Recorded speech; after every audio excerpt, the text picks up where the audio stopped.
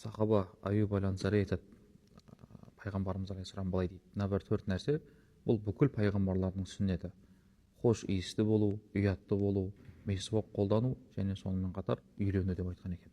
Яғни үйлену бұл бүкіл пайғамбарлардың сүннеті.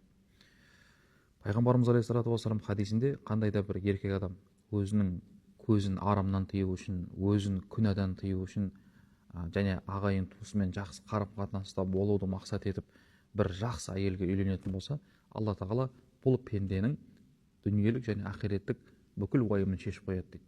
Біздің қазақтың бас екеу болмай, мал төртеу болмайды деп айтатының мақсаты бұл жерде тек дүниелік байлықты айтып отқан жоқ, бұл ақиреттік те байлықты айтып отыр. Яғни адамның иманы да толық болады дейді. Пайғамбарымыз алейхиссалам айтады ғой, адам үйленген кезде адамның иманы толық болады дейді. Сондықтан үйленуді басты мақсатқа алу әрбір ер азаматтың міндеті негізінде. Сонда жаңағы біздің Омар деген сахаба радиаллаху анху былай деп айтқан екен: өзі үйленбей жүріп байлықты аңсайтын адамға таңғаламын дейді.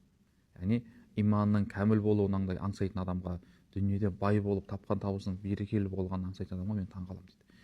Сонда жаңа пайғамбарымыздың айтып отқан хадисінің жалғасын айтады: қандай да бір еркек адам бір әйелдің байлығына қызығып, сол байлығына бола үйленетін болса, алла тағала бұл еркекті қор етіп, кедей қылып қояды дейді. Ал егер қандай да бір еркек адам бір әйелдің ұлылығын, мақтылығын қызығып соған үйленетін болса, ол адамды, ол еркекті алла тағала қор етіп қояды дейді. Бұл дүниеде де, қияметте де. Міне сондықтан алла тағаланың алдында кәміл иманды болу және бай қуатты болу бұл үйленумен байланысты екен. Сондықтан жігіттер, үйленуді бос қалдырмаңыздар.